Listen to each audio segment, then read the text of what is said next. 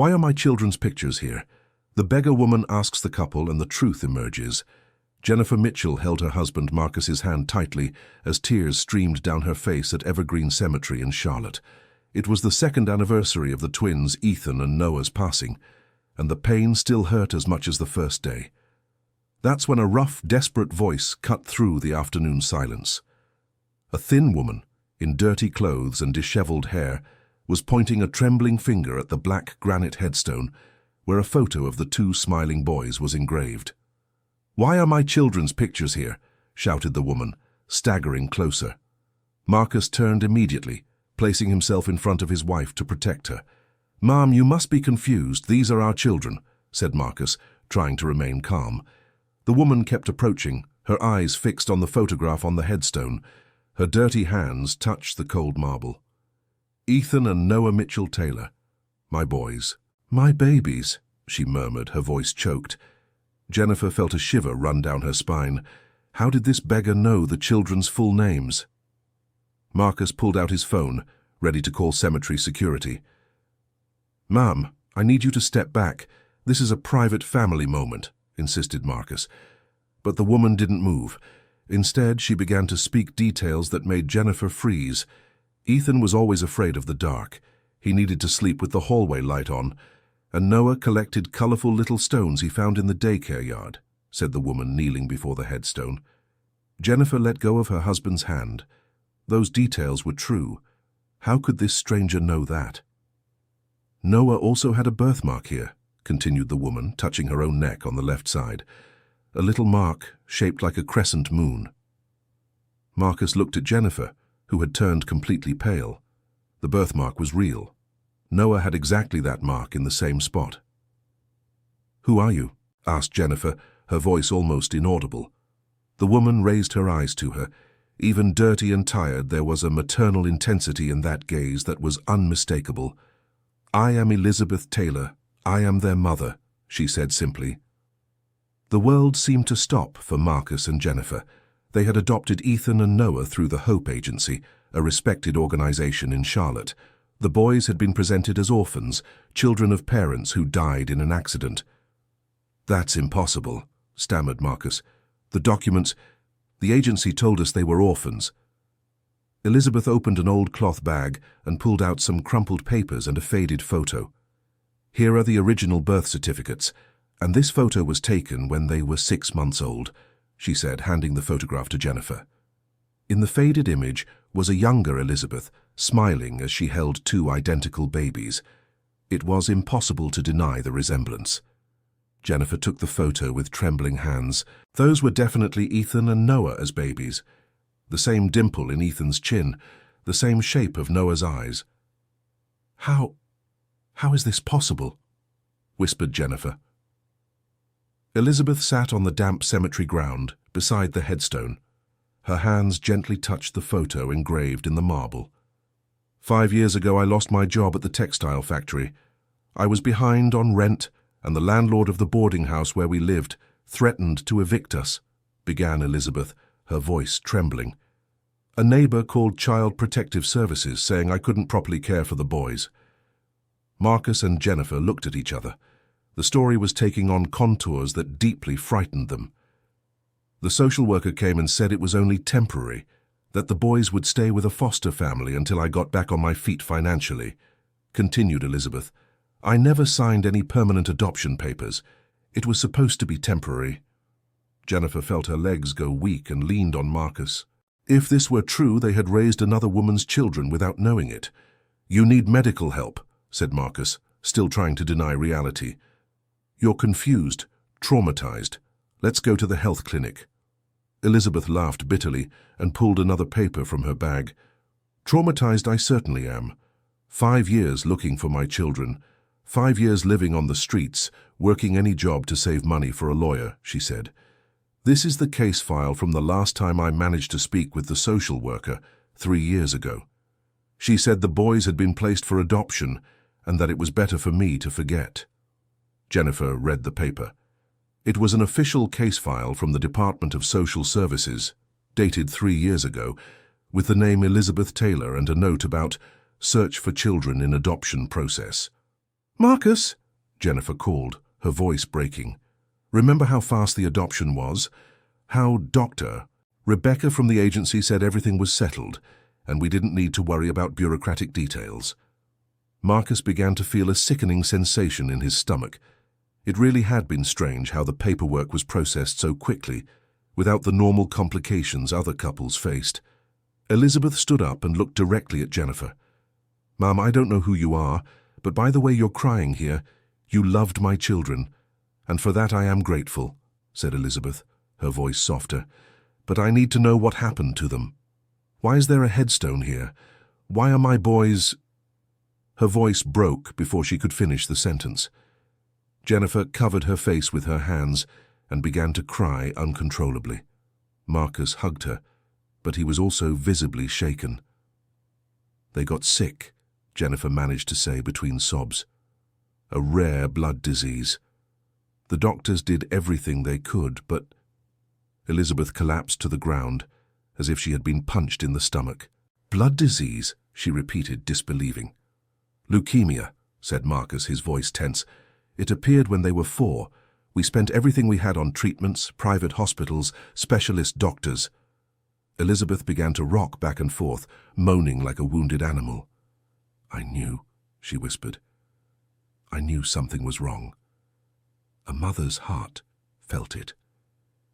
Jennifer cautiously approached Elizabeth. "Mrs. Elizabeth, when they were in the hospital, they asked for a mother. Not for us, for another mother," said Jennifer, tears streaming. "Ethan said he wanted to see the mother from his heart who sang him to sleep." Elizabeth lifted her face and looked at Jennifer with a mixture of pain and gratitude. "I sang Hush Little Baby every night," she said. "Noah loved it when I made the faces of the mean old man." Jennifer covered her mouth, shocked. Throughout the treatment, Noah had asked for exactly that song when he was scared of the injections. Marcus sat down heavily on the marble bench near the headstone. The reality was imposing itself in a devastating way. "We were deceived," he said, more to himself. "The agency deceived us." Elizabeth nodded slowly. "You are victims too," she said. "You believed you were helping orphans. I believed my children were safe until I could get them back." A heavy silence settled among the three of them. The cold afternoon wind made the dry leaves dance around the graves. Can I tell you what they were like as babies?" Elizabeth asked timidly. Jennifer nodded, unable to speak. Elizabeth stood up and approached the headstone again. "Ethan was born first, 2 minutes before Noah. He cried first too," Elizabeth began, a sad smile on her lips. "But Noah was born holding his brother's little foot, as if he didn't want to be separated from him." Marcus and Jennifer looked at each other. Throughout their childhood, Ethan always protected Noah, and Noah always sought out Ethan when he was scared. Ethan learned to speak first. His first word was no, trying to say Noah, continued Elizabeth. They were attached at the hip, inseparable. Jennifer began to cry again, remembering how the boys would have meltdowns when they tried to separate them to sleep in different beds. "And Noah had a funny way of eating. He would separate his food by colors on the plate," said Elizabeth, laughing through her tears. "He did that with us too," said Marcus, his voice choked. "Green on one side, red on the other. We never could understand why."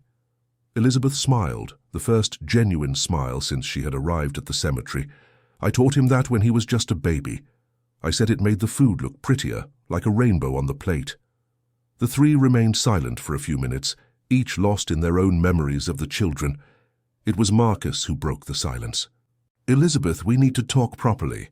There's so much we still don't understand," he said. "Do you have a place to stay?" Elizabeth shook her head. "I sleep where I can. Sometimes at the city shelter, sometimes in parks," she said simply. Jennifer looked at Marcus with determination. "You're staying with us tonight," Jennifer said firmly. "We need to talk, to find out what really happened, and you need a bath and a hot meal." Marcus hesitated for a moment, but saw the determination in his wife's eyes. "All right," he agreed, "but first thing tomorrow we're going to the Hope Agency to demand answers." Elizabeth looked at them with suspicion. "You're not going to turn me over to social services?" she asked. "No," Jennifer said categorically. If you really are their mother, you have as much right to answers as we do." The three left the cemetery in silence, each carrying a piece of the truth that still needed to be put together like a painful puzzle. On the way to Marcus and Jennifer's house, Elizabeth looked out the car window, watching the streets of Charlotte. Everything had changed so much in the last 5 years. New buildings, new stores. She felt like a stranger in her own city.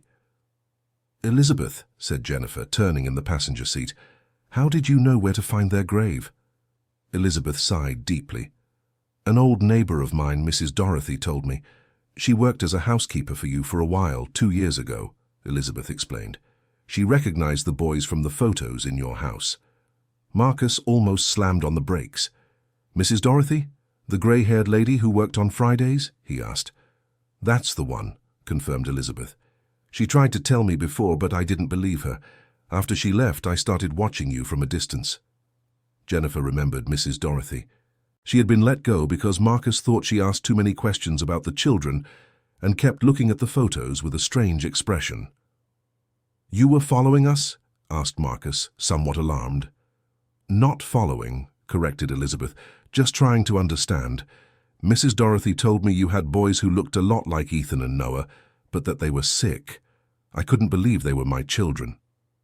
"How long were you watching?" asked Jennifer. "About 6 months," admitted Elizabeth. "I saw you leaving for the hospital, coming back late. I saw the desperation on your faces and recognized the same desperation I felt." Marcus parked the car in the garage of the house. It was a middle-class home, with a small garden in front and a swing set in the backyard that had been installed for the children. Elizabeth got out of the car and looked around. Her children had played there. They had been happy in that place. "Did they like the swing?" she asked, pointing to the backyard. "Ethan loved it," said Jennifer, smiling sadly. "He would spend hours there swinging and making up stories. He said he was flying to visit his heart mother." Elizabeth approached the swing and touched the worn rope. "Heart mother," she repeated. "That's what I used to tell them, that even far away I would always be their heart mother." Marcus watched the scene and began to understand the magnitude of what had happened. That woman really was the children's biological mother, and she had never voluntarily abandoned her children. Inside the house, Jennifer showed Elizabeth the boys' room, which had been kept intact since their departure. "Did they sleep in bunk beds?" asked Elizabeth, looking at the top and bottom beds. "Ethan on top, Noah on the bottom," confirmed Jennifer. "Noah was afraid of heights." Elizabeth smiled. "He was always the more fearful one, even as a baby. Ethan was always the brave one, the protector," she said, touching the bottom bunk. "Can I see their toys?" Jennifer opened the closet and showed the collection of toy cars, books, and games that had belonged to the boys. Elizabeth picked up a worn teddy bear. "This wasn't theirs when they were babies," she said. "No, we bought it when they arrived here," explained Jennifer. "They didn't bring anything from the previous house." Elizabeth sighed. "They had a little blue rabbit I crocheted. It was both of their favorite toy," she said. "It probably stayed at the boarding house when they were taken." Jennifer felt a pang in her heart. The boys had even lost their cherished objects when they were separated from their mother. Marcus appeared in the bedroom doorway. "Elizabeth, I've drawn a bath for you." Jennifer set out some clean clothes, he said, more gently now. Elizabeth hesitated. "I don't want to be a bother. You've already been through so much pain," she said. "We went through the same pain," said Jennifer. "We lost the same boys. That makes us a kind of family, doesn't it?" After a bath and a hot meal, Elizabeth was sitting in the living room with Marcus and Jennifer. Clean and in decent clothes, it was possible to see she wasn't much older than Jennifer, perhaps around 45. "Now I need to understand one thing," said Marcus, more serious. "If you never signed adoption papers, how did we legally adopt the children?" Elizabeth sighed. "I did sign some papers, yes, but the social worker said it was for temporary custody. They never really explained to me what was written," she admitted. "I could barely read back then." "What do you mean, barely read?" asked Jennifer. "I stopped studying in the 3rd grade to work. I only learned to read properly after my children were born, because I wanted to be able to read stories to them," explained Elizabeth. "Maybe that's why it was easy to trick me." Marcus and Jennifer looked at each other again. The picture that was forming was much darker than they had imagined. "Elizabeth, do you remember the name of the social worker who handled your case?" asked Marcus. "Dr. Susan Anderson," Elizabeth replied promptly, a tall, thin woman, always in a hurry. Jennifer choked on her tea. "Marcus, do you remember? Dr. Susan Anderson was the one who introduced us to Dr. Rebecca from the Hope Agency," she said, alarmed. Marcus clenched his fists. He was beginning to see connections he didn't like at all. "This can't be a coincidence," he murmured. Elizabeth looked at them without fully understanding but sensing that something was very wrong with the situation. "Do you think I was tricked on purpose?" she asked. "I think we all were," said Marcus, picking up the phone. "First thing tomorrow, we're going after answers. Dear listener, if you're enjoying the story, please take a moment to like and especially subscribe to the channel. It really helps us who are just starting out. Now continuing. That night, Elizabeth slept for the first time in years in a clean, warm bed. But sleep did not come easily for any of the three adults in the house. Marcus and Jennifer talked in whispers in their bedroom. "Marcus, if all this is true, we unknowingly took part in an unjust separation," said Jennifer, anguished. "I know," replied Marcus, "but we also gave all the love in the world to those boys. We are not to blame for what the agency did." "But still, a mother lost her children because of us," insisted Jennifer. "No, Jennifer, because of a corrupt system. Elizabeth lost her children because someone profited from her misery," said Marcus.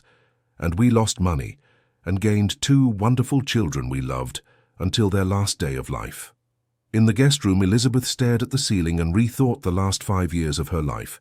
Every night sleeping rough, all the hard jobs she took to save money, every time she was humiliated in public offices, looking for information about her sons.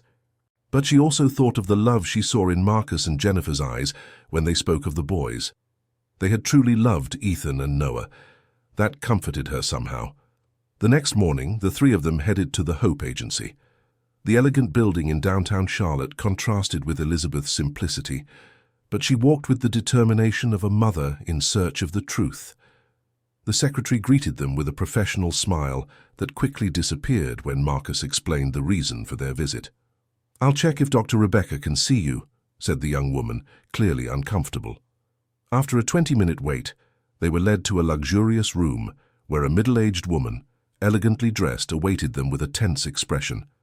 "Mr. Marcus, Mrs. Jennifer, what a surprise," said Dr. Rebecca, avoiding looking at Elizabeth. "How can I help you?" Marcus went straight to the point.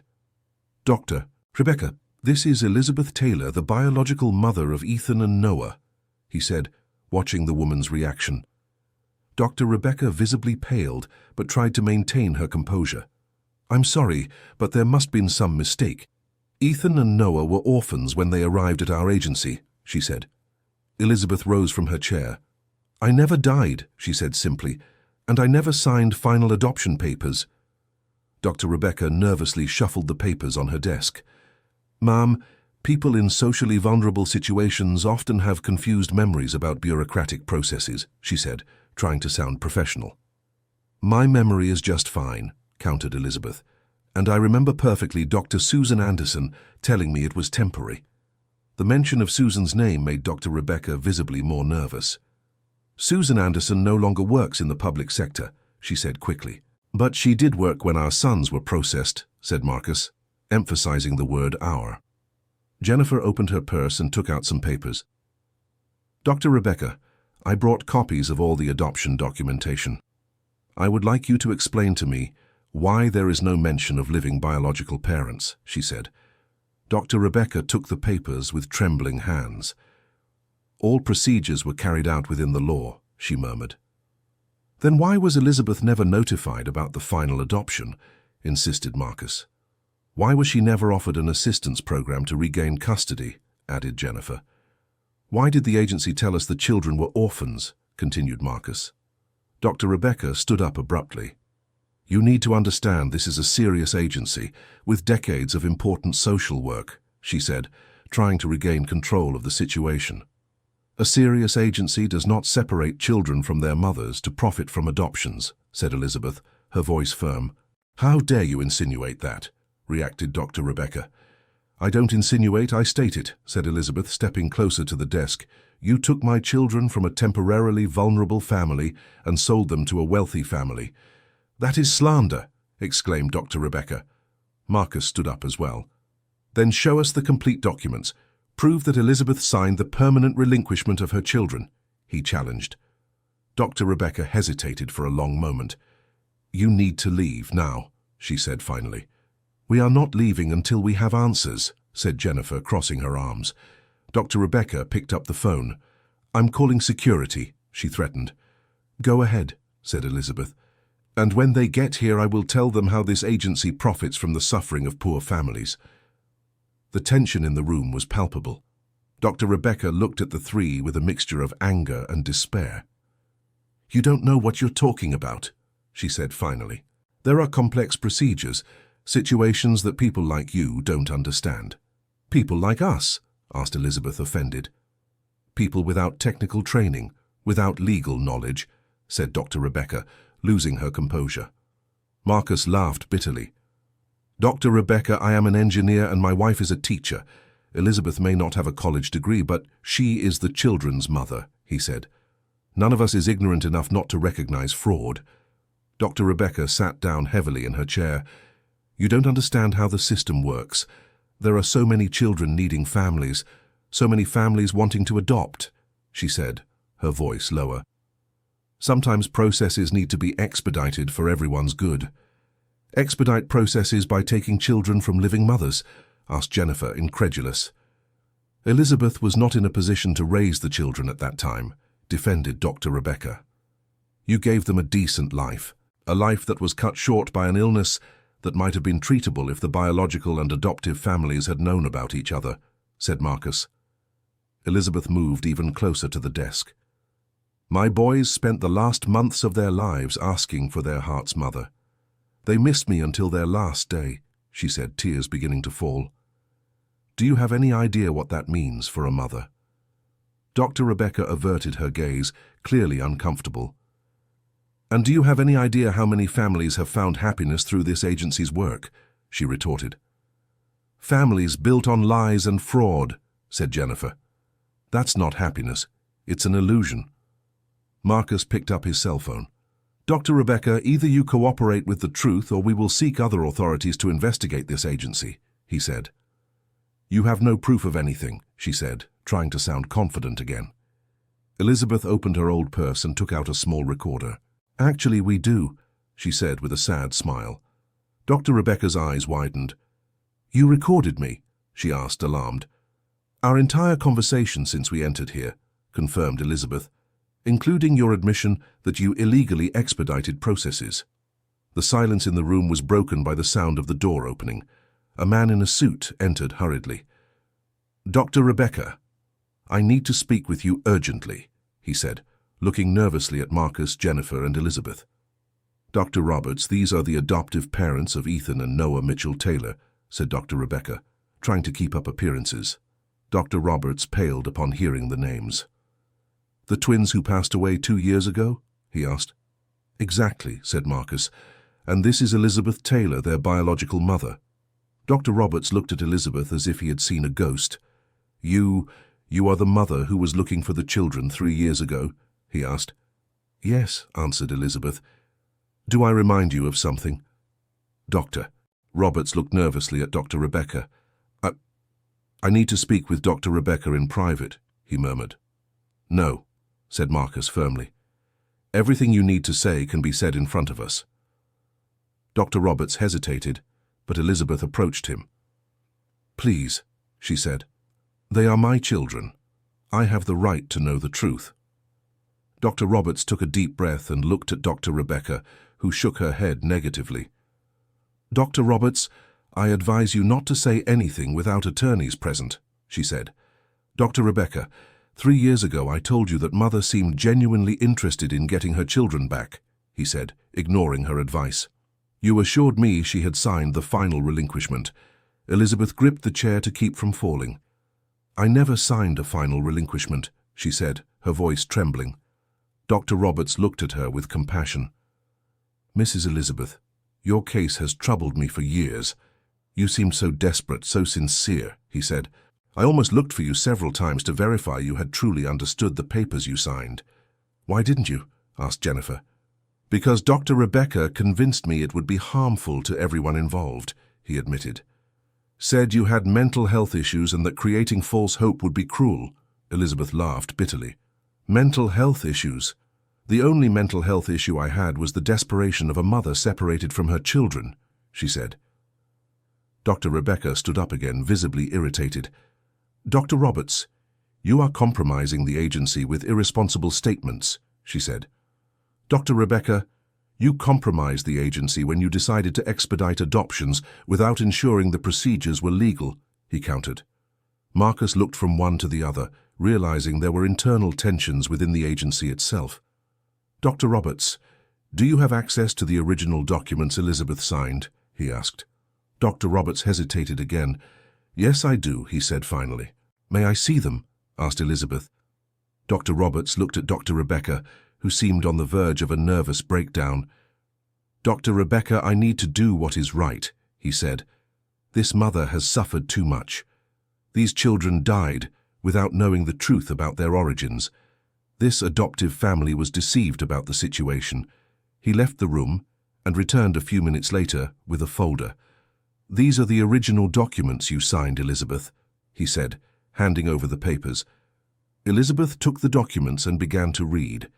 Even though she had improved her literacy over the years, she still struggled with technical terms. Marcus, can you help me understand? She asked. Marcus took the papers and read aloud. Temporary custody and social assistance agreement, he read. The legal guardian agrees to temporary custody of the minors until able to gather adequate conditions for their upbringing. Jennifer looked at Dr. Rebecca with indignation. This is not a final adoption agreement, she said. And here it says the mother was to be notified of any change in the children's legal status, continued Marcus. Dr. Roberts nodded gravely. Elizabeth was never notified about the change to the adoption process, he said, and we presented the children as orphans to the adoptive family. That is a crime, said Marcus categorically. Dr. Rebecca finally broke down. You don't understand the pressure we were under, she said, beginning to cry. There are huge lists of families wanting to adopt. There are children living in terrible conditions. Sometimes you have to make difficult decisions. Deciding other people's lives without their consent is not a decision. It's a crime, said Elizabeth, surprisingly calm. I wanted to help, murmured Dr. Rebecca. Ethan and Noah were living in precarious conditions. Marcus and Jennifer could give them a better life. But that wasn't your decision to make, said Jennifer. It was Elizabeth's decision. And if Elizabeth had received proper support, perhaps she could have raised her children and still had access to medical treatment when they fell ill, added Marcus. Dr. Roberts took another paper from the folder. Elizabeth, there's something else I need to show you, he said hesitantly. What is it? She asked. 3 years ago, when you came looking for your children, I wrote a report recommending that contact be made with the adoptive family to assess the possibility of visits, he said. Dr. Rebecca filed my report without taking any action. Elizabeth took the report and read it with difficulty. It was a clear recommendation for contact to be established between the birth mother and the adoptive family, considering the children's emotional well-being. If this had been done, she murmured, I could have seen my children before they passed. Jennifer approached Elizabeth and hugged her. Elizabeth, we didn't know. If we had known you existed, that you were looking for them, we would have found a way for you to see each other, she said, crying. Marcus also approached. Elizabeth, forgive our ignorance. We loved those boys as if they were our own biological children, but we never wanted to take them from you, he said. Elizabeth let herself be embraced by them, and the three cried together for the first time, united by the pain of loss and the revelation of the truth. Dr. Roberts watched the scene with teary eyes. Dr. Rebecca, he said, turning to the agency director, I think the time has come for us to review all our procedures and take responsibility for the mistakes of the past. Dr. Rebecca was sitting in her chair, her face in her hands. Dr. Roberts, if this becomes public, the agency will be shut down. Dozens of families who depend on our work will be harmed, she said, and hundreds of families have already been harmed by our questionable methods, he countered. It's better we face the consequences now and rebuild on honest foundations. Marcus picked up his phone again. We'll need to file a formal report about this case, he said. Marcus, wait, requested Elizabeth. Before anything, I need to better understand what happened to my children during the time they were with you. Jennifer nodded. You have the right to know everything, she said. Every detail, every important moment, every word they spoke about you. About me? Asked Elizabeth, surprised. Elizabeth, throughout their treatment they spoke of you, said Marcus. We didn't know who the Heart Mother was, but they remembered. They missed you. Dr. Roberts approached again. Mrs. Elizabeth, there is something else in the files that may interest everyone, he said. We have the children's medical reports from when they arrived at the agency. What kind of reports? Asked Marcus. Routine health checkups. And there are some interesting notes about behavior and emotional development, explained Dr. Roberts. He went to fetch more documents and returned with a thicker folder. According to the psychological reports, Ethan and Noah showed signs of grief and loss, even years after being with the adoptive family, he read. They often asked about the other mother and displayed separation anxiety abnormal for orphaned children. Elizabeth covered her face with her hands. They remembered me, she whispered. Not only remembered, said Dr. Roberts. According to the reports, they held on to hope of finding you again.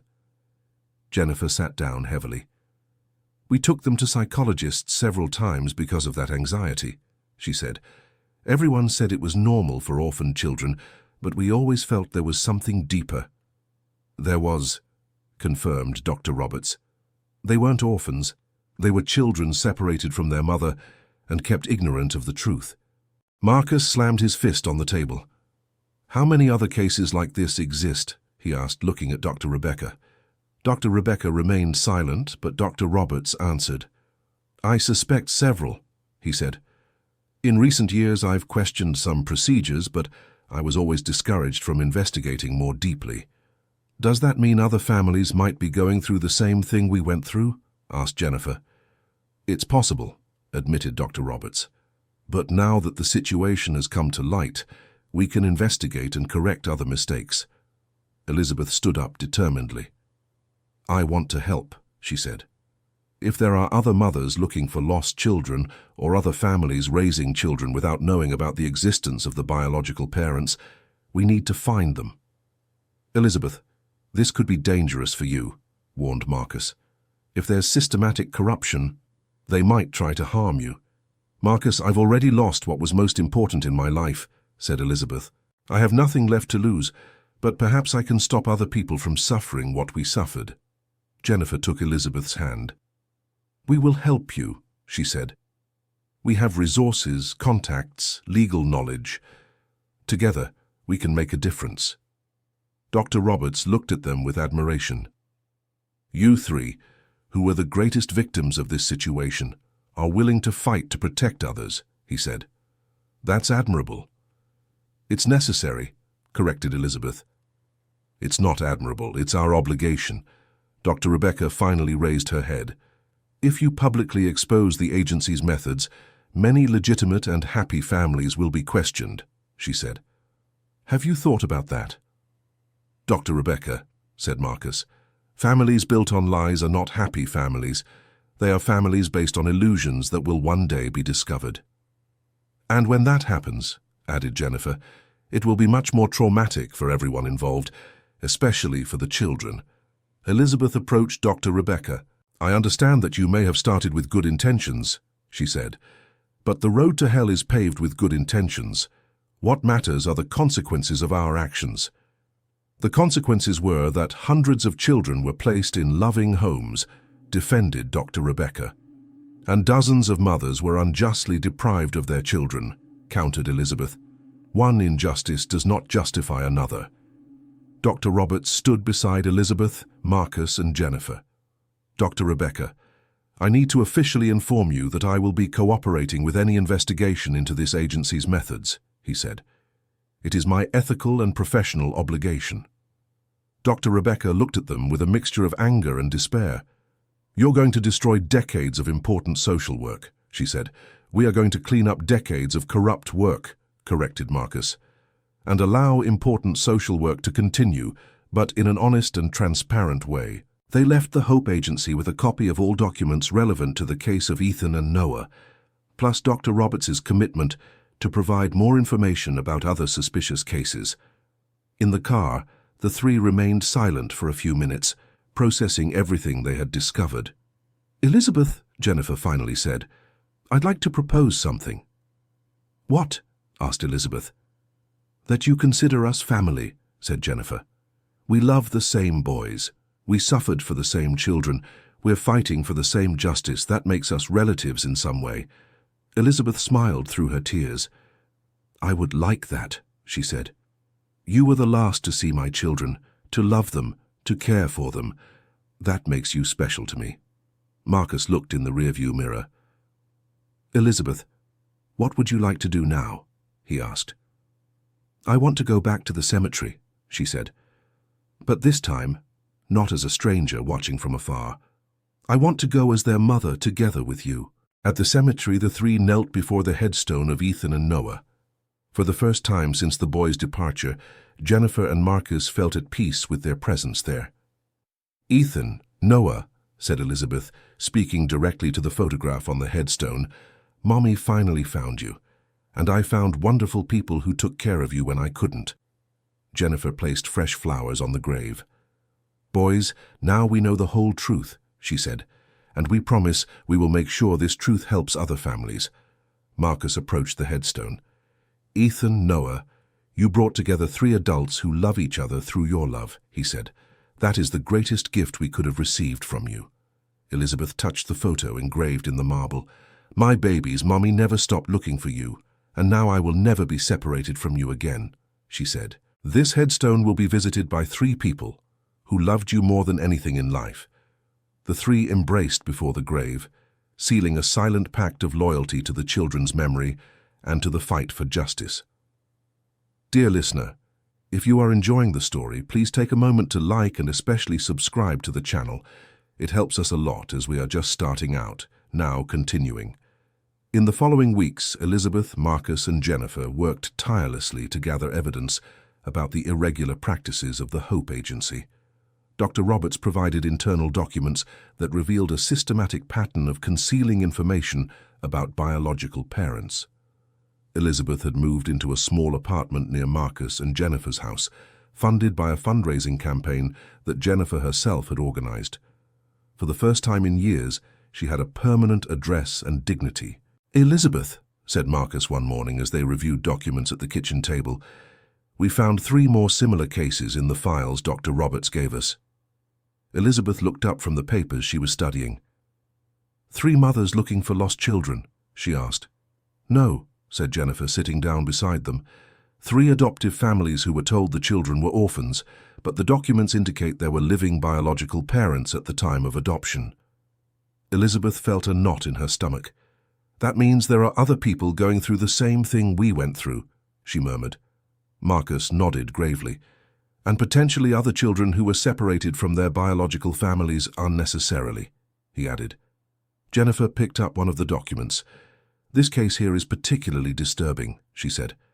"A 5-year-old child was placed for adoption because the mother was hospitalized for depression treatment.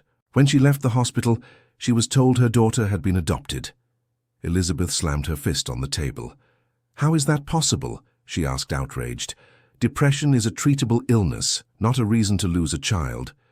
"Apparently, the agency considered it better for the child to have a stable family," said Marcus, making air quotes with his fingers. "And who gave the agency the right to decide that?" Elizabeth asked rhetorically. Jennifer continued reading. "According to this report, the mother tried to locate her daughter for 2 years before giving up," she said. "There is no record that she was ever informed about where the child was." Elizabeth stood up and began to pace. "We need to find these people," she said. "Both the biological families and the adoptive ones. Everyone deserves to know the truth." "I agree," said Marcus, "but we have to be careful. If there is corruption involved, they might try to intimidate us or hinder the investigations. A knock at the door interrupted the conversation. Marcus went to answer and returned accompanied by a well-dressed, visibly nervous middle-aged woman. "Elizabeth Jennifer, this is attorney Sarah Williams," said Marcus. "She is a lawyer specializing in family law and learned about our case through Dr. Roberts." Sarah greeted everyone and sat at the table. "Dr. Roberts told me about your situation," she said, "and I would like to offer my services free of charge to help with the investigation and any potential legal actions." Elizabeth looked at her with suspicion. "Why would you do this for free?" she asked. Attorney Sarah smiled sadly. "Because I was also a victim of a similar scheme 15 years ago," she said. "My daughter was placed for adoption when I was going through a temporary financial crisis. By the time I got back on my feet, it was too late." The silence in the room was heavy. Jennifer was the first to recover. "Did you ever find your daughter?" she asked. "Yes, but only after she turned 18 and decided to search for her origins," said Attorney Sarah. "We lost the first 18 years of her life because of an agency's arbitrary decisions." Elizabeth moved closer to Attorney Sarah. "I'm so sorry," she said. "At least you had the chance to find your daughter. I will never have that opportunity." "No, Elizabeth," said Attorney Sarah, "but you have the opportunity to stop other mothers from going through what we went through, and that's why I'm here." Marcus showed interest. "What kind of legal action can we take?" he asked. Attorney Sarah opened her briefcase. "Several options," she said. "First, we can file a civil lawsuit against the agency for fraud and emotional damages. Second, we can file a criminal complaint for document forgery and child trafficking." "Child trafficking?" asked Jennifer, alarmed. "When an agency removes children from legitimate families and places them with other families for payment, technically that constitutes trafficking," explained Attorney Sarah. Elizabeth felt a chill. "So my children were trafficked?" she asked, her voice breaking. "Legally, yes," Attorney Sarah confirmed gently. "But that doesn't diminish the love you," she looked at Marcus and Jennifer, "felt for them, or the legitimacy of the care you provided." Marcus took Jennifer's hand. "What do we need to do?" he asked. "First, let's organize all the evidence you've collected," said Attorney Sarah. "Then, we'll look for other victims to strengthen the case. The more people who join, the stronger our legal position will be." Elizabeth looked determined. "How can we find other victims?" she asked. "I have a few ideas," said Attorney Sarah. "We can start by checking public adoption records in the region. I can also contact other lawyers who work in family law to identify suspicious cases." Jennifer suggested another approach. "What if we put an ad in the local paper?" she said. "Something like, 'Mothers who lost children to adoption, please contact us,' or 'Families who adopted through the Hope Agency. We are looking for you.'" Attorney Sarah considered the idea. "It's risky, but it could be effective," she said. "We just need to be careful not to alert the agency before we have enough evidence." Elizabeth was eager to act. "How long could this process take?" she asked. "It depends on how much evidence we can gather and how many people join the action," said Attorney Sarah. "It could take anywhere from 6 months to 2 years. Marcus frowned. 2 years is a long time. Other children could be separated from their families in that period, he said. "That's why it's important to act quickly," agreed Attorney Sarah. "The sooner we expose the scheme, the less damage will be done." Elizabeth stood up and went to the window. "Attorney Sarah, if we can prove there's a pattern of misconduct at the agency, can that shut the organization down?" she asked. "Yes, and it could also result in jail time for those responsible," confirmed the attorney. Jennifer walked over to Elizabeth. "Elizabeth, are you sure you want to go through with this?" she asked. "It will be a long and painful process." Elizabeth turned to her with determination. "Jennifer, if there's a chance, even a small one, to stop other mothers from losing their children like I did, then I will fight to the end," she said. Marcus joined them. "We will fight together," he said. "Elizabeth, you are not alone in this." Attorney Sarah smiled, observing the unity between the three. "You have something very powerful," she said. "You have a real, compelling and touching story. Juries are made up of ordinary people, many of them parents. When they hear about the unjust separation of Ethan and Noah, and about how you came together despite the pain, it will impact them deeply. Elizabeth returned to the table. "Then let's begin," she said. "What do we need to do first?" Attorney Sarah opened her planner. "First, we'll formalize all the documentation you have. Then I will contact Dr. Roberts to ensure he is willing to testify officially," she said. "And what about Dr. Rebecca?" asked Marcus. "She will likely try to defend herself by claiming she was following legal procedures," said Attorney Sarah. "But the documents you have prove otherwise." Jennifer remembered something important. "Attorney Sarah, we recorded the conversation at the agency when Dr. Rebecca admitted she was speeding up processes irregularly," she said. The attorney's eyes widened. "You have that recording?" she asked, excited. Elizabeth took the recorder from her bag. "It's all here," she said. Attorney Sarah took the device carefully. "Elizabeth, this is crucial evidence," and she said, "With this recording, we have a direct admission of guilt." Marcus looked concerned. "Is the recording legal?" "We didn't ask for permission to record," he said. "In the United States, it is legal to record a conversation when one of the parties is a participant in the conversation," explained Attorney Sarah. "Since you were present, the recording is valid." Elizabeth felt hopeful for the first time in years. "Does that mean we have a real chance of winning?" she asked. "We have an excellent chance," confirmed Attorney Sarah, "especially if we can get more victims willing to testify." In the following weeks, the investigative work intensified.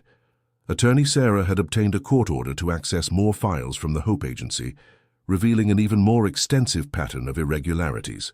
Elizabeth dedicated her mornings to reviewing documents and her afternoons to visiting outlying neighborhoods of Charlotte, looking for mothers who might have lost children to fraudulent adoptions. Her street experience and her ability to talk to people from different social classes proved valuable. One day, Elizabeth returned to Marcus and Jennifer's house with a thin woman, about 50 years old, who was carrying a small child. "Marcus, Jennifer, this is Patricia Johnson," said Elizabeth, introducing the woman. "She may have gone through the same situation as us."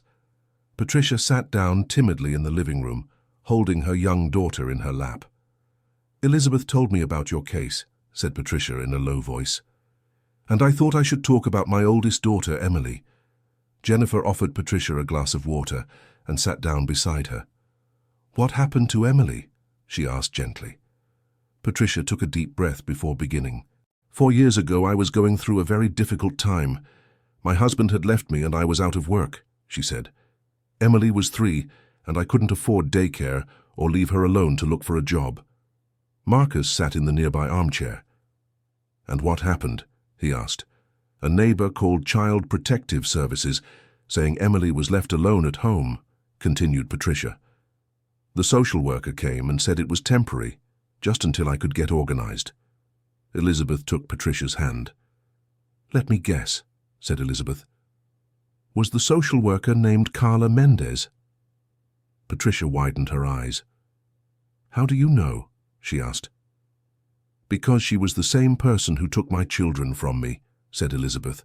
Jennifer felt a chill. "Patricia, did you sign any final adoption papers?" she asked. "No, never," said Patricia categorically. "I only signed a paper saying I agreed to temporary custody until I could get a job." Marcus leaned forward. "And did you get a job?" he asked. "Yes, in less than 2 months I was already working as a cleaning assistant at a hospital," said Patricia. "When I went to look for Emily, they told me she had been placed for adoption and that I could no longer see her." Elizabeth stood up, indignant. "The same story," she said. "Exactly the same story." Patricia began to cry. "I looked for lawyers, but they all said it was too expensive and complicated," she said. "I ended up giving up when I got pregnant with this little one here." She looked at the daughter in her lap. "I couldn't risk losing her too." Jennifer approached Patricia. "Patricia, would you like to join our legal action against the agency?" she asked. "Do you think there's still time?" asked Patricia hopefully. Marcus nodded. "Patricia, our attorney said there's no statute of limitations for crimes of this nature," he said. "And with your testimony, our case becomes even stronger. Elizabeth knelt in front of Patricia. Patricia, Emily is 7 years old now. If we can prove the adoption was fraudulent, maybe you could have some kind of contact with her, said Elizabeth. Even if it's just knowing how she is, if she's well, if she's happy, said Patricia, her voice choked. Jennifer thought of something important. Patricia, do you remember the name of the family that adopted Emily? She asked. The Henderson family, said Patricia promptly. I've always remembered, hoping one day I could look for them. Marcus picked up the laptop. Let's see if we can find information about them, he said, starting to type. Elizabeth looked worried. Marcus, what if the Hendersons don't know the adoption was fraudulent? She asked. What if they are victims like you were? Then they deserve to know the truth too, said Jennifer. And maybe we can find a solution that benefits everyone. Marcus found some information online. Henderson family, Charlotte, businessman in the furniture sector, he read. There's a photo at a charity event here, and there's a child with them. Patricia quickly stood up and looked at the laptop screen. That's her, she said, her voice breaking. That's my Emily. In the photo, a girl with curly hair was smiling next to an elegant couple at a charity event. She looks happy, observed Jennifer. She's beautiful, said Patricia, touching the screen. My girl has grown so much. Elizabeth hugged Patricia. Patricia, they might be good people who were deceived like Marcus and Jennifer, she said. Maybe there's a way for all of you to be part of Emily's life. Marcus continued researching. Mr. Henderson has several businesses in the city, he said. They seem to be a respectable, established family. That doesn't change the fact that the adoption was based on lies, said Elizabeth. Jennifer suggested a careful approach. What if we asked Attorney Sarah to contact the family first, she said, to explain the situation before any legal action? Patricia seemed hesitant. What if they don't want to talk to me? She asked. Then at least you tried, Yeely, said Elizabeth. And that's already more than you had the chance to do in the last 4 years. Marcus closed the laptop. Patricia, tomorrow we'll go with you to talk to Attorney Sarah, he said. We'll plan the best way to approach the Henderson family. What if they get angry? Asked Patricia. Jennifer held her hand. Patricia, if they are good people, they'll understand that you're also a victim in this situation, she said. And if they aren't good people, then Emily might need you more than you think. Elizabeth was determined. Patricia, you have the right to fight for your daughter, she said. Don't let fear stop you from trying. Patricia looked at her young daughter in her lap. I want both my daughters to know me, she finally said. I want Emily to know that I never stopped loving her. The next day, Patricia, Elizabeth, Marcus, and Jennifer met with Attorney Sarah to plan the approach to the Henderson family. Patricia's case significantly strengthens our legal position, said Attorney Sarah. Now we have 2 biological families who were separated from their children under the same fraudulent circumstances. Elizabeth was anxious. Attorney Sarah, how long might it take to find other victims? She asked. I've placed discreet ads in a few local newspapers and social networking sites, said the attorney. I've already received 3 inquiries from people interested in talking. Marcus was surprised. Only 3? He asked. Many people are afraid to expose themselves or reopen old wounds, explained Attorney Sarah, and others may not even know they were victims of fraud. Patricia had been quiet, but finally spoke. Attorney Sarah, what's the best way to contact the Henderson family? She asked. The attorney considered the question carefully. I suggest I make the first contact, she said. I'll explain that there are legal questions related to Emily's adoption and that we'd like to talk with them. And if they refuse to talk? Asked Patricia. Then we proceed with the legal action anyway, said Attorney Sarah. But my experience tells me that most adoptive families, when they discover irregularities in the process, want to cooperate to clarify the situation. Elizabeth remembered her own experience. Marcus and Jennifer cooperated from the very beginning, she said, even with all the pain and confusion. Jennifer nodded. Because we understood we weren't enemies of each other, she said. We were all victims of the same scheme. Marcus agreed. If the Hendersons are decent people, they'll understand that too, he said. Attorney Sarah picked up the phone. I'll call them right now, she said. It's better not to delay this kind of conversation. Everyone fell silent as Attorney Sarah dialed the number. Patricia held her younger daughter tightly, visibly nervous. "Hello, may I speak with Mr. Henderson?" said Attorney Sarah when the call was answered. "My name is Sarah Williams, I'm an attorney, and I'd like to speak about a matter related to the adoption of your daughter Emily." There was a long pause on the other end of the line. Patricia held her breath. "Yes, sir. It's about possible irregularities in the adoption process," continued Attorney Sarah. "No, we are not questioning your love for her or your ability as parents. We're investigating improper practices by the agency that processed the adoption." Another pause. Elizabeth took Patricia's hand for support. "I understand your concern, Mr. Henderson," said Attorney Sarah. "Perhaps we could meet in person to better explain the situation. I have Emily's birth mother with me, who can clarify many questions." Patricia's eyes widened when she heard Attorney Sarah mention she was present. "Yes, she's here and would very much like to talk with you," confirmed the attorney. "No, she doesn't want to take Emily from you. She just wants to understand what happened and perhaps have the chance to meet the daughter she hasn't seen in 4 years. Marcus and Jennifer exchanged a look, remembering their own initial reaction when Elizabeth appeared at the cemetery. "Perfectly understandable, Mr. Henderson," said Attorney Sarah. "How about we meet at my office tomorrow at 2 in the afternoon? You can bring your attorney if you wish." Another pause, and then Attorney Sarah smiled. "Excellent. Until tomorrow, then. And Mr. Henderson, thank you for being willing to talk. It shows maturity and true love for Emily." She hung up the phone and turned to the others. "They're coming," she announced. Patricia nearly fainted with relief. "Do they seem like reasonable people?" she asked. "Mr. Henderson was obviously nervous and protective, but he agreed to hear our side of the story," said Attorney Sarah. "That's a good sign." Elizabeth stood up and hugged Patricia.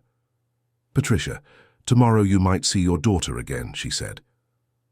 "What if she doesn't remember me?" asked Patricia, beginning to cry. "She was only 3 when we were separated." Jennifer approached. "Patricia, Ethan and Noah remembered Elizabeth even after years," she said. "Children don't forget their mother's love." Marcus added, "And even if she doesn't remember completely, you can build a new relationship. The important thing is that she knows you always loved her." Patricia nodded, trying to calm down. "Attorney Sarah, what should I say to her?" she asked.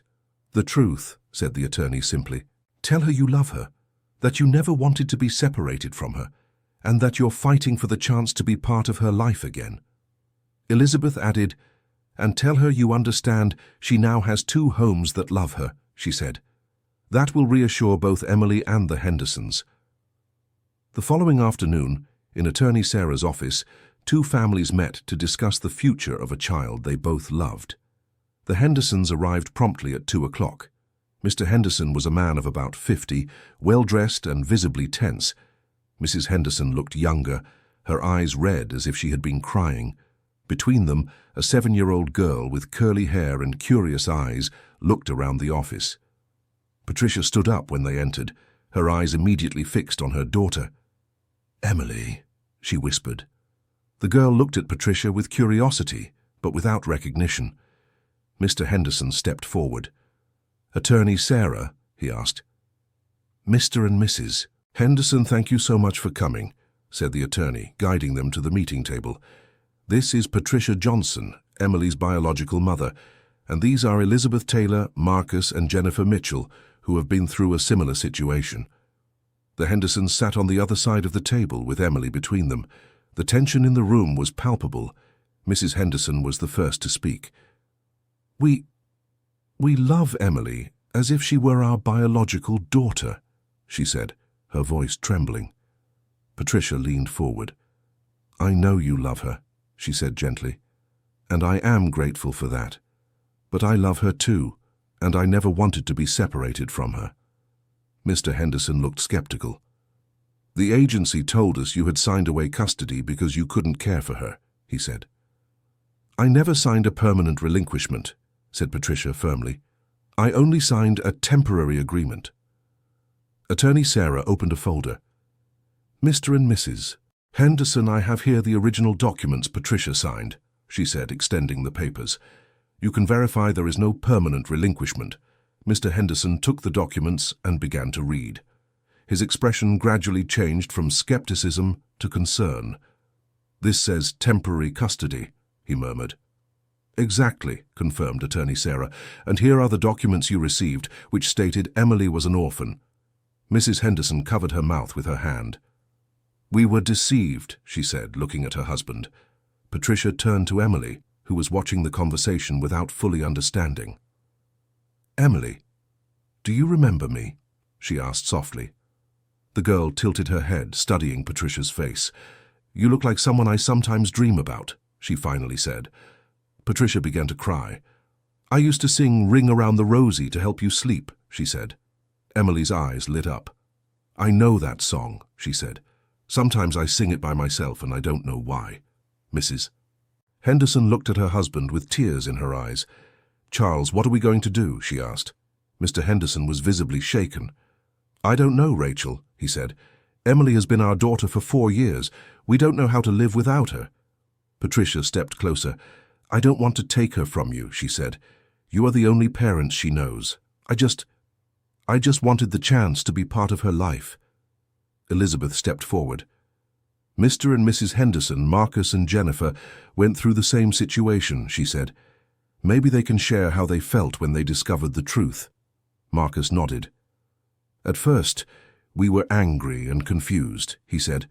"We didn't know if we were victims or accomplices, but then we understood we were all deceived by the same agency." Jennifer added, "The love you feel for Emily is real and legitimate," she said. "No one can take that away from you. But Patricia's love is also real and legitimate." Emily looked from one adult to another, trying to understand the situation. "Are you saying I have 2 mothers?" she asked. Patricia smiled through her tears. "You have a mother who raised you with so much love," she said, looking at Mrs. Henderson, "and a mother who never stopped thinking about you." Mrs. Henderson leaned toward Emily. "Emily, do you remember when you first came to our home?" she asked. "You cried every night and said you wanted your real mother." Emily nodded. "I remember a little bit," she said. "You would stay with me until I stopped crying." "We didn't understand why you were so sad," said Mr. Henderson. "The agency had told us you had no family." Patricia knelt down to Emily's level.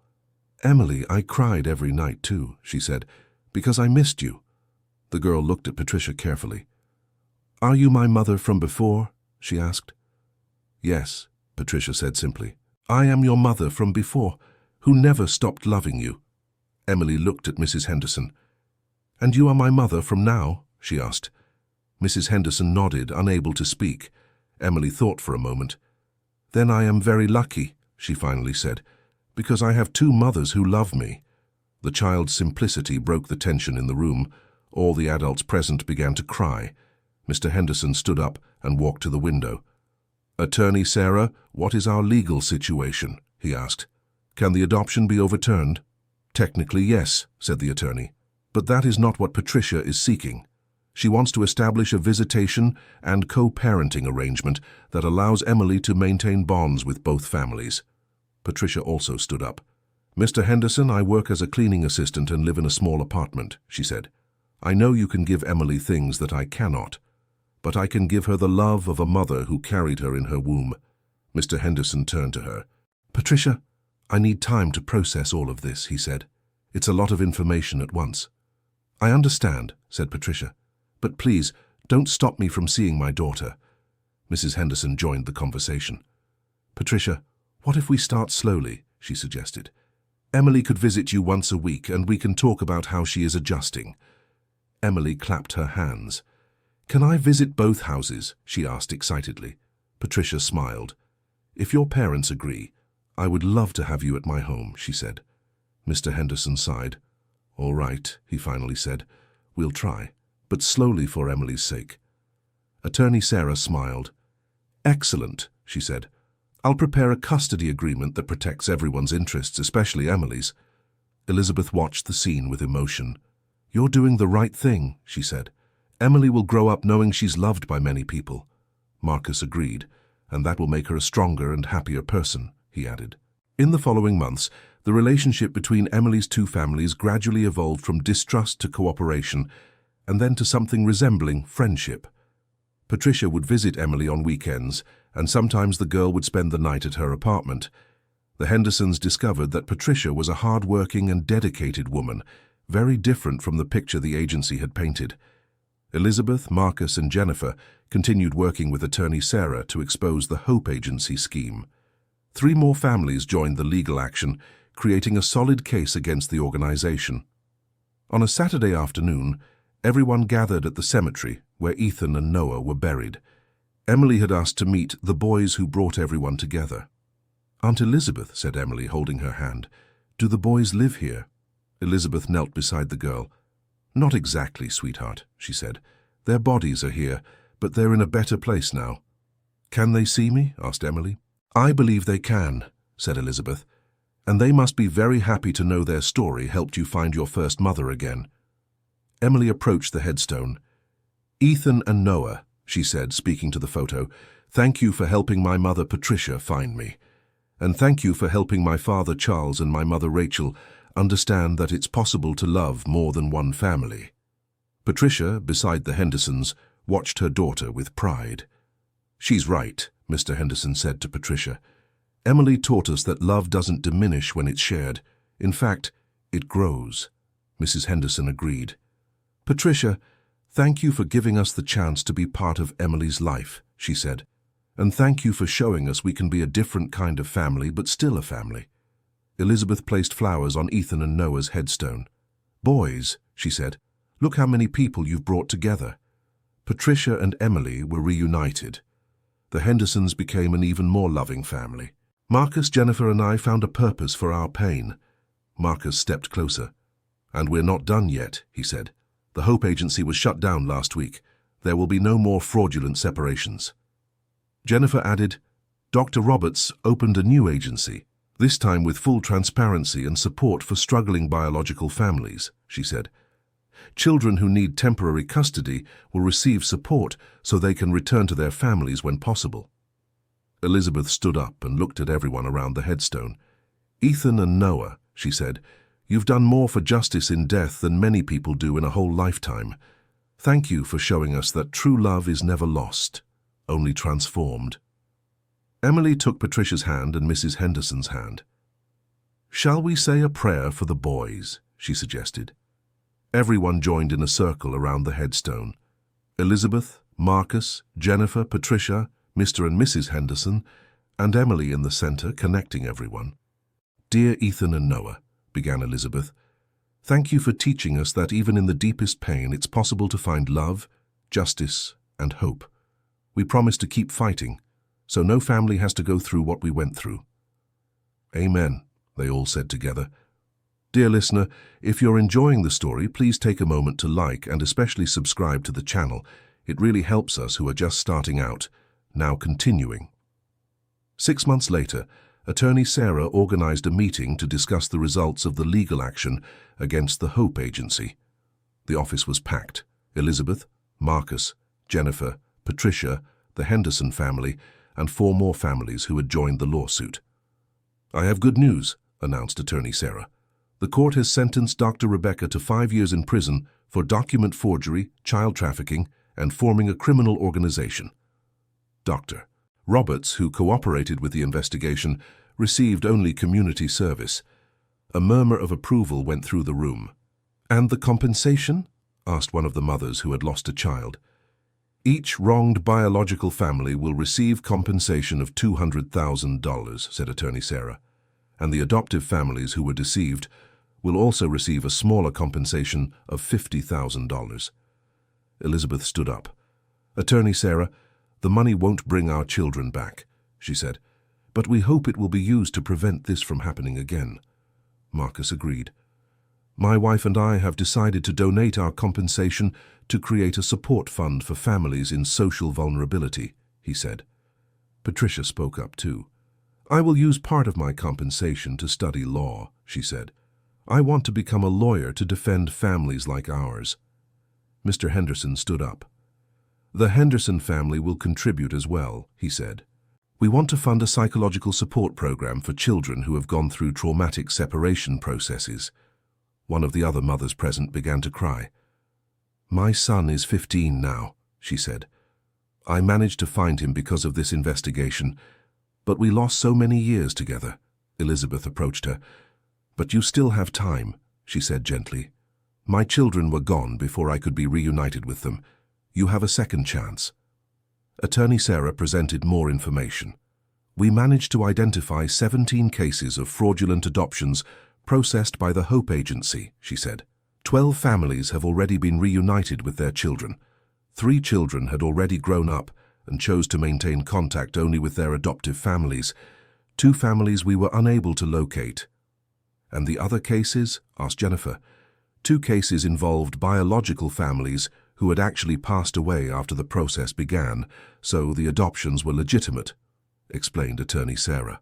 But the agency should have clearly informed the adoptive families of this, Marcus reflected aloud. 17 families, he said. 17 stories like ours. How many tears, how much unnecessary suffering. Elizabeth addressed the group. That's why we can't stop here, she said. We have to make sure this never happens again. A young woman at the back of the room stood up. My name is Jessica, she said. I am an adopted child. I grew up knowing I was adopted, but I was always told my biological mother had passed away. Because of this investigation, I discovered she is alive and that she never wanted to give me up for adoption. A heavy silence filled the room. How do you feel about that? Asked Elizabeth gently. Jessica sighed. Confused, she admitted. I love my adoptive parents. They gave me a wonderful life, but at the same time, I feel angry for having lost all these years with my biological mother. Patricia approached Jessica. Jessica, you can have love for both families, she said. Emily taught us that. The heart has no limit to love. But what about the anger? Asked Jessica. How do I deal with the anger of having been deceived? Marcus answered. Anger is natural and necessary, he said. We also felt a lot of anger, but we learned to direct that anger into something productive, the fight for justice and change, Jennifer added. Jessica, have you met your biological mother yet? She asked. We're meeting tomorrow for the first time, said Jessica, visibly nervous. Elizabeth smiled. Jessica, may I offer some advice? She said. Go with an open heart. Not to erase the past, but to build a new and different future. Attorney Sarah took the floor again. There is one last important piece of information, she said. The District Attorney's Office is creating new legislation inspired by our case. It will be mandatory for adoption agencies to maintain detailed records of biological families and offer support programs before processing final adoptions. Applause echoed through the room. This means our children did not suffer in vain, said one of the mothers present. Elizabeth became emotional. Ethan and Noah, wherever you are, she said, looking upward, you changed the world. You protected other children from going through what you went through. Marcus stood up. I would like to propose something, he said, that we create a permanent support group for families who have been through similar situations. And that we meet every year, on the anniversary of Ethan and Noah's passing, suggested Jennifer, to remember what we have achieved together. Patricia was holding Emily in her lap. Emily wants to say something, she said. The girl, now 8 years old, looked at everyone seriously. I want to thank the boys Ethan and Noah for helping me have 2 families who love me, she said. And I want everyone to know that it is possible to be happy even when things are complicated. Mrs. Henderson hugged her. Emily taught us that love doesn't have just one form, she said. Sometimes it's traditional, sometimes it's different, but it's always real. Mr. Henderson agreed. Our family grew, he said, looking at Patricia. Not in the way we expected, but it grew in an even more special way. Elizabeth watched the whole scene with a mixture of sadness and joy. You know what moves me the most, she said. It's seeing that from so much suffering, so much love was born. So many families reunited. So many children now know their true story. An elderly man at the back of the room stood up. My name is Joseph, he said. I have worked at Child Protective Services for 20 years. I came here to say that this case changed how we work. We now investigate much more deeply before recommending family separations. Attorney Sarah smiled. Joseph, that is exactly what we hoped for, she said.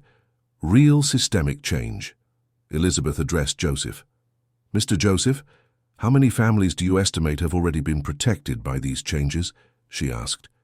"In the last 6 months, we identified at least 10 cases where we might have separated families unnecessarily," said Joseph. "Instead, we offered social support and they all managed to stay together." Patricia became emotional. 10 families who didn't go through what we went through," she said. "That makes it all worth it." Marcus looked around the room. When Elizabeth appeared at that cemetery and he said, "I thought my life had ended once and for all, but in fact a new life was beginning." Jennifer agreed. "A life with purpose," she said. "A life dedicated to protecting other families." Elizabeth stood up and went to the center of the room. "I would like us to observe a minute of silence," she said. "For Ethan and Noah, who brought us together, for all the children who suffered unnecessary separations, and for all the families we will protect in the future." Everyone stood up and fell silent. In the room, one could feel the spiritual presence of 2 children who, even physically absent, continued to unite people and inspire change. After the minute of silence, Elizabeth spoke again. "Now let's get to work," she said. "We have a world to change, one child at a time, one family at a time." In the following years, the group formed by Elizabeth, Marcus, Jennifer, Patricia, and the other families created a non-governmental organization called the Ethan and Noah Institute, dedicated to the protection of family bonds and transparency in adoption processes. Elizabeth graduated with a degree in social work at 50 and became one of the country's leading experts in family reunification. Patricia managed to earn her law degree and opened a public interest law office that offered free services to families in social vulnerability. Marcus and Jennifer sold their engineering firm and dedicated themselves fully to the Institute. They created a training program for social workers and child protective services counselors that had already been implemented in 12 U.S. states. Emily, now 15, grew up with the affection of 2 families and became an exceptional young woman. She often gave talks at schools about the importance of family and truth. Her dream was to become a psychologist to help children going through family separation processes. Dr. Roberts rebuilt his career and opened a new adoption agency that became a national model for transparency and ethics. He developed protocols that ensured biological families received all possible support before adoption was considered. Attorney Sarah specialized in family law and became one of the country's leading attorneys in defending family bonds. She wrote 3 books about the case that inspired legislative changes in several Latin American countries. Jessica, the young woman who had discovered her true origin during the investigations, managed to build a healthy relationship with both families. She became an investigative journalist, specializing in exposing irregularities in social organizations. On a sunny Saturday afternoon, 10 years after the first meeting at the cemetery, Elizabeth walked among the graves carrying a bouquet of white roses. She was not alone. Marcus and Jennifer accompanied her, as they had every month for a decade. Emily, now a beautiful and intelligent teenager, held Elizabeth's hand. Behind them, Patricia walked alongside the Hendersons, talking animatedly about Emily's college plans. When they reached Ethan and Noah's headstone, they found other people already gathered. Jessica was there with her 2 mothers. Mr. Joseph, the Child Protective Services counselor, had brought his own family. Dr. Roberts was accompanied by 2 families who had gone through transparent adoption processes at his new agency. "Every year there are more people," observed Marcus, smiling. "It's because Ethan and Noah's story continues to touch hearts," said Jennifer. Elizabeth knelt before the headstone and placed the fresh flowers.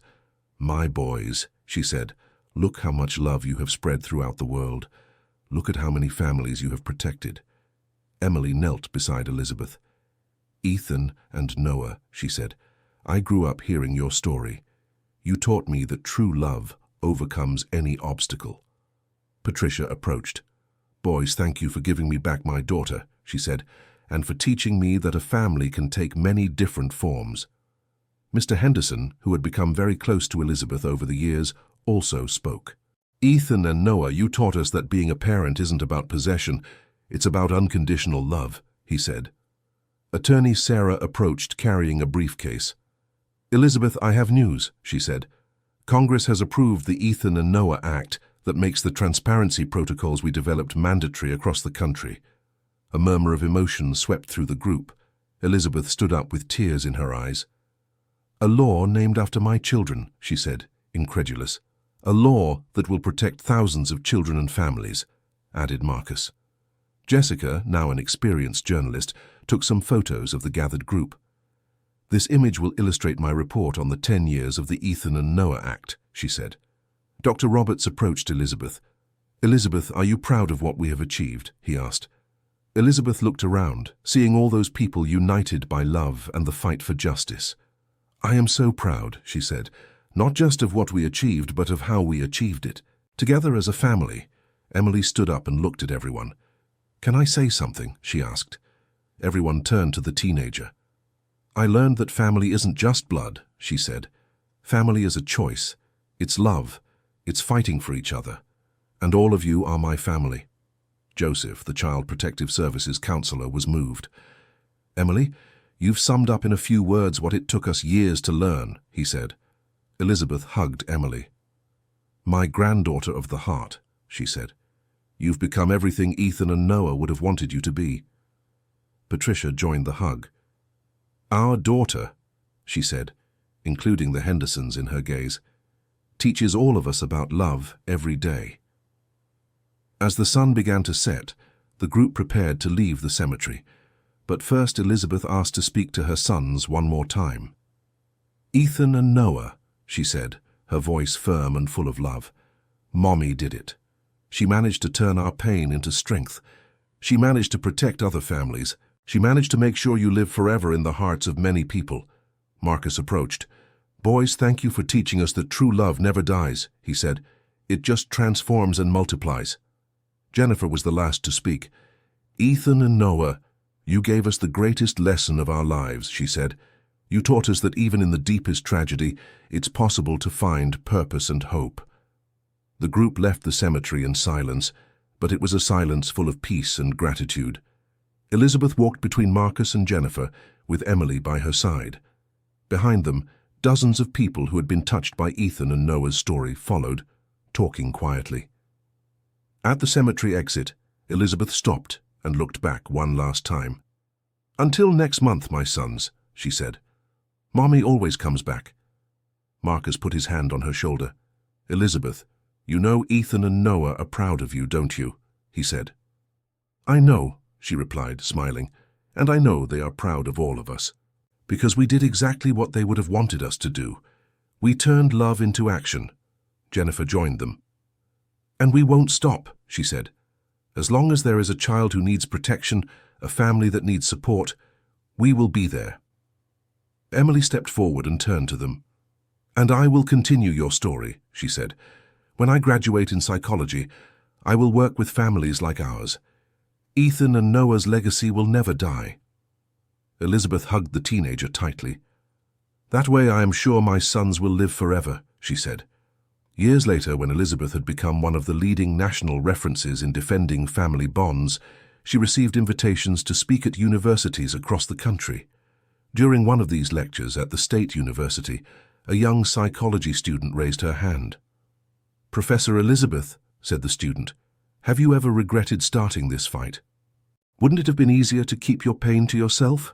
Elizabeth smiled, the same question she often received. "My dear," she replied, "when my sons passed away, I had two choices. Let the pain destroy me, or let it transform me into someone better. I chose transformation." "But wasn't it hard to share your story with so many people?" the student insisted. "It was very hard," Elizabeth admitted. "But you know what I discovered? Shared pain is diminished pain, and shared love is multiplied love." A law student asked another question. "Professor, did the Ethan and Noah Act really prevent other unjust separations?" he asked. "Over the past 10 years, more than 2,000 cases have been documented where families were able to stay together thanks to the law's protocols," Elizabeth answered with pride. 2,000 children who didn't have to go through what my sons went through." The same young woman raised her hand again. "And do you still feel anger?" she asked. Elizabeth thought for a moment. "I still feel sadness over the loss of my sons," she said. "That will never completely go away. But anger? No. The anger has been transformed into determination. The hatred has been turned into love. The revenge has been turned into justice." A professor in the audience spoke up. "Elizabeth, what message would you like to leave for our future professionals?" he asked. Elizabeth stepped closer to the edge of the stage. "That you never forget that behind every case, every process, every document, there are real human beings," she said. "There are mothers who cry, children who suffer, families that need to be protected." "And what if we make mistakes?" asked a student. "Mistakes happen," said Elizabeth. "The important thing is to have the courage to recognize when we're wrong and the determination to correct it. Dr. Roberts was wrong, but he had the courage to help us fix things.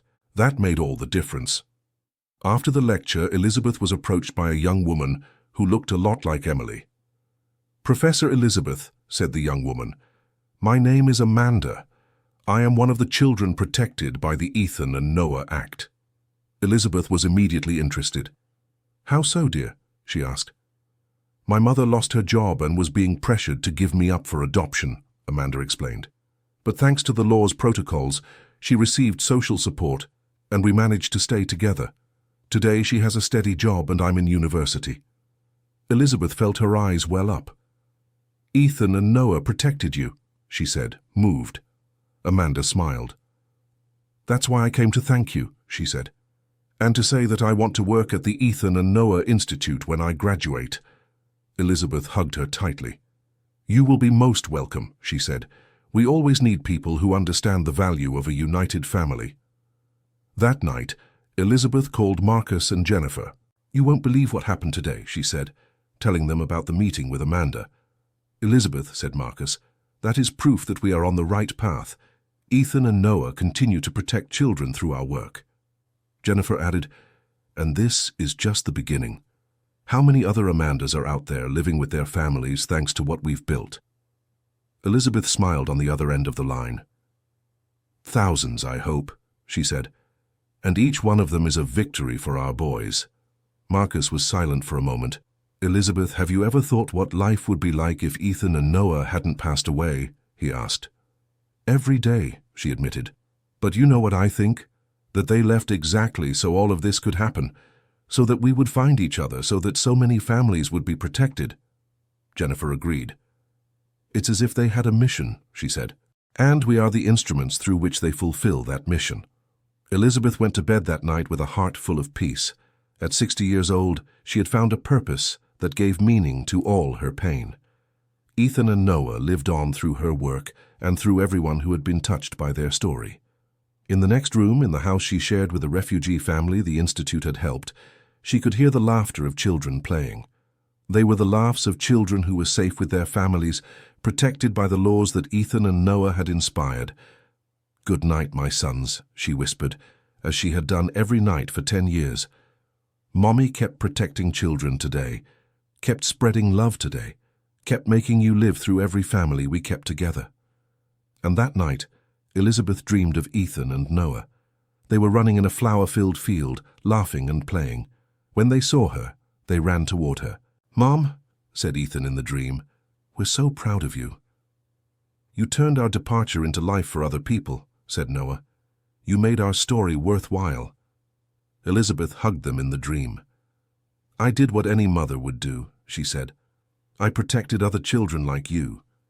And now other mothers will be able to hug their children because you fought for them," said Ethan. "Our story isn't over," said Noah. "It's only just begun." Elizabeth woke with tears of joy in her eyes. For the first time in 10 years, they were not tears of sadness, but of deep gratitude. She got up and went to the window. The sun was rising over Charlotte, illuminating the city where it all began. Somewhere families were waking up together, protected by the laws that Ethan and Noah had inspired. Somewhere, a mother was hugging a child she had almost lost to an unfair system. Somewhere, a child was growing up knowing they were loved and protected. "Thank you, my sons," Elizabeth said aloud. "Thank you for teaching me that love is stronger than pain, that unity is stronger than separation, that justice is possible when we fight together." At that moment, her phone rang. It was Emily, now a licensed psychologist working at the Institute. "Aunt Elizabeth," said Emily, "we have an emergency. A family needs our help urgently. Can you come?" Elizabeth smiled. "I'm on my way," she said. "Ethan and Noah have work for us today." And so another day of struggle began. Another opportunity to turn pain into love, separation into unity, injustice into protection. Elizabeth got ready quickly and left the house. At the door, she stopped for a moment and looked at the sky. "Let's get to work, boys," she said. "We have families to protect." And in the gentle morning breeze, she could swear she heard two childish laughs, full of joy and approval. The story of Elizabeth, Marcus, Jennifer, Ethan, and Noah had become much bigger than a personal tragedy. It had become a national movement for family protection, a force for social transformation, an example of how love can overcome any adversity. And most importantly, it had become proof that no child dies in vain when their love inspires other lives to be better. End of story. Now tell me, what did you think of this moving story? Do you believe Elizabeth made the right decisions? How would you react if you were in Marcus and Jennifer's place upon discovering the truth? Leave your honest opinions in the comments about this journey of pain, discovery, and transformation. Don't forget to like and subscribe to the channel so you don't miss other stories that touch the heart. Your participation is very important to us.